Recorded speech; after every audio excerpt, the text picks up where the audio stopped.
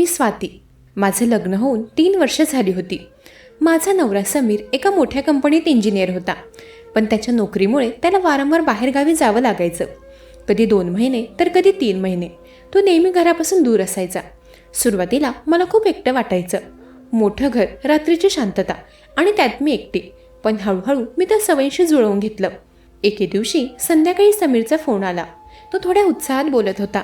म्हणाला, स्वाती, तुला एक गोष्ट सांगायची आहे. मी हसत विचारलं, काय? तो म्हणाला, माझा लहान भाऊ निखिल शहरात नोकरीसाठी येतोय. काही दिवस तो आपल्या घरी राहणार आहे. मी लगेच हो म्हणाले.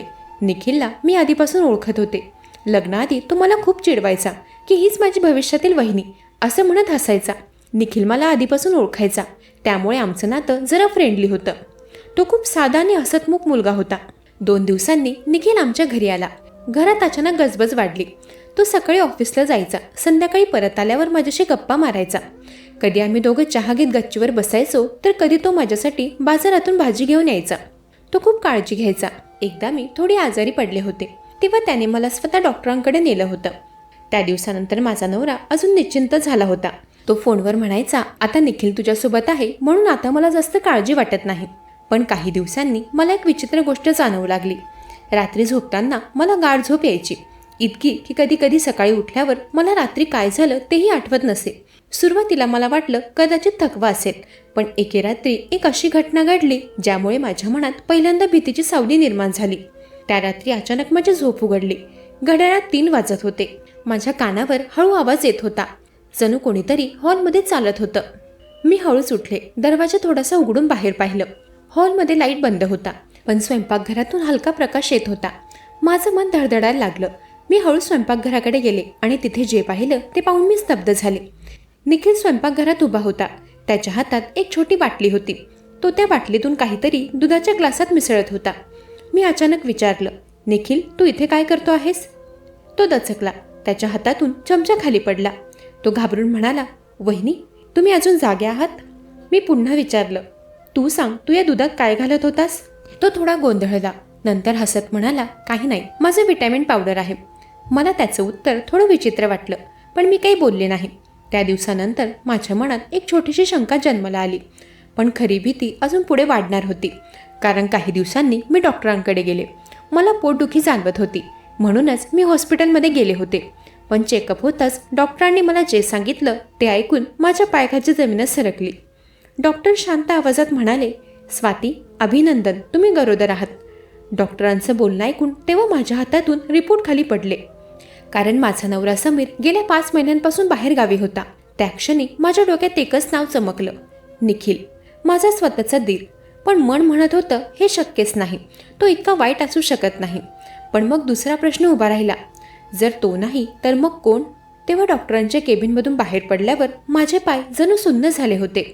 हातात रिपोर्ट होते, पण मला ती फाईल धरायलाही भीती वाटत होती. तुम्ही गरोदर आहात. डॉक्टरांचे ते शब्द अजूनही माझ्या कानात घुमत होते. माझ्या डोक्यात एकच प्रश्न फिरत होता, हे कसं शक्य आहे? माझा नवरा समीर 5 महिन्यांपासून बाहेर गावी होता. घरात माझ्याशिवाय फक्त एकच माणूस राहत होता, तो म्हणजे निखिल, माझा दीर. पण माझं मन अजूनही हे मान्य करायला तयार नव्हतं.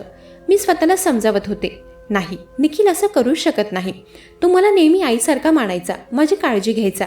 मग हे सगळं कसं शक्य होतं? मी अजूनही विचारात होते.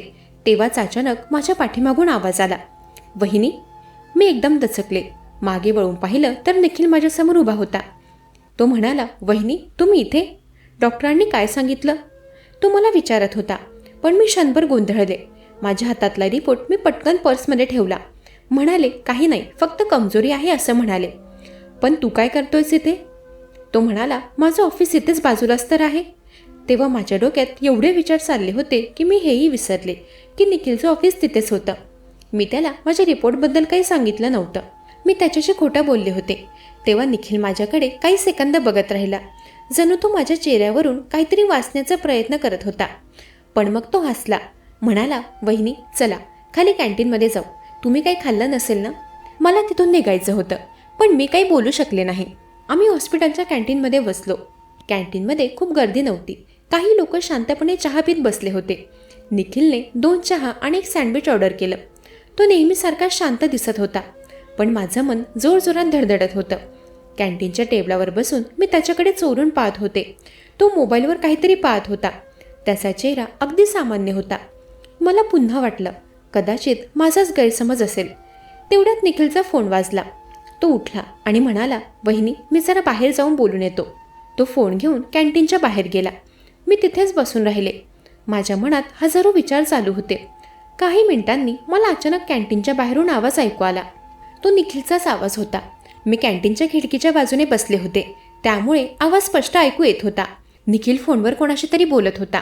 मी सुरुवातीला लक्ष दिलं नाही, पण पुढच्या क्षणी त्याने जे शब्द बोलले ते ऐकून माझं हृदय जोरजोरात धडधडू लागलं. तो म्हणत होता, हो डॉक्टरांनी टेस्ट केल्या आहेत, आता लवकरच सगळं समजेल.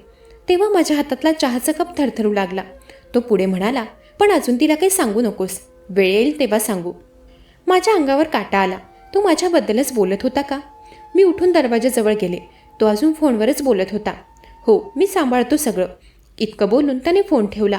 मी पटकन परत माझ्या जागेवर बसले, जणू मी काहीच ऐकलं नाही. काही सेकंदांनी निखिल आत आला. तो पुन्हा नेहमीसारखा हसत माझ्यासमोर बसला. म्हणाला, वहिनी चहा थंड होईल. तो अगदी सहज बोलत होता, पण आता माझ्या मनात भीती आणखी वाढली होती. तो कोणाशी बोलत होता आणि सगळं समजेल म्हणजे नेमकं काय? त्या दिवशी आम्ही शांतपणे घरी परतलो. संपूर्ण रस्ताभर मी एकही शब्द बोलले नाही. निखिलही शांत होता, पण मला जाणवत होतं तो कधी कधी चोरून माझ्याकडे पाहत होता, जणू त्याला काहीतरी माहीत होतं. त्या रात्री मी एक निर्णय घेतला. आज मी झोपणार नाही. आज मी माझ्या डोळ्यांनी पाहणार रात्री घरात नेमकं काय घडतं. रात्री मी बेडवर पडले, लाईट बंद केला आणि डोळे बंद करून झोपायचं नाटक करू लागले. काही वेळ शांतता होती. मग माझ्या खोलीचा दरवाजा हळूच कर्कश आवाज करत उघडला. माझं हृदय जोरजोरात धडधडू लागलं. कोणीतरी आत येत होतं. मी डोळे बंद ठेवले, पण पुढच्या क्षणी माझ्या शेजारी कोणीतरी उभं राहिल्याची जाणीव झाली आणि अचानक माझ्या नाकाजवळ एक रुमाल धरला गेला. त्या रुमालातून विचित्र वास येत होता.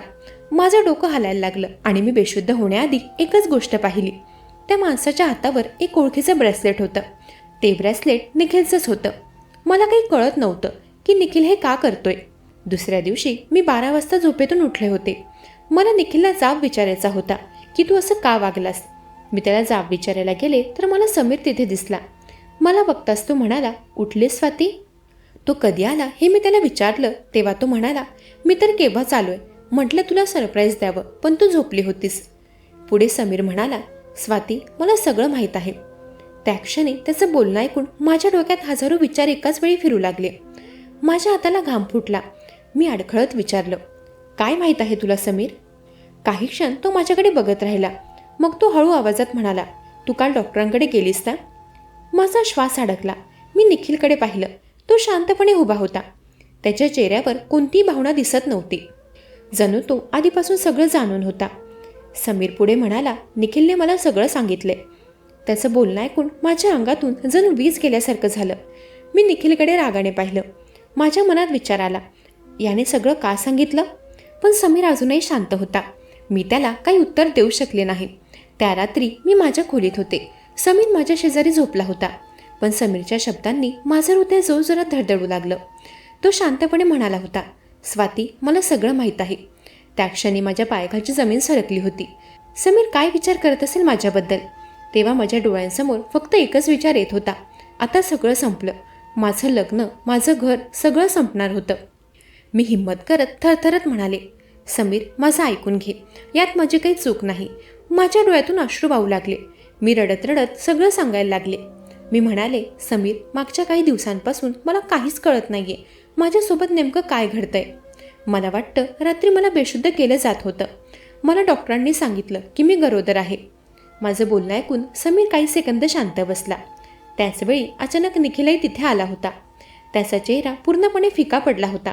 काही क्षणांनंतर समीर उठला. तो माझ्या जवळ आला आणि शांत आवाजात म्हणाला, स्वाती आधी तू शांत हो. मी रडत रडत त्याच्याकडे पाहत होते. तो म्हणाला, उद्या आपण पुन्हा डॉक्टरांकडे जाणार आहोत. मला काहीच समजत नव्हतं. पुन्हा डॉक्टरांकडे का जायचं आहे? दुसऱ्या दिवशी सकाळी आम्ही तिघे हॉस्पिटलमध्ये गेलो. माझ्या पुन्हा टेस्ट केल्या गेल्या.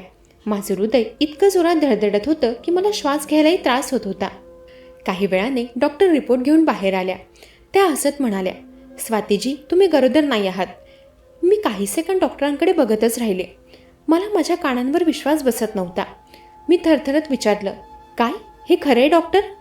डॉक्टर म्हणाल्या, काल तुमचा रिपोर्ट चुकून दुसऱ्या पेशंटच्या रिपोर्टशी बदलला गेला होता.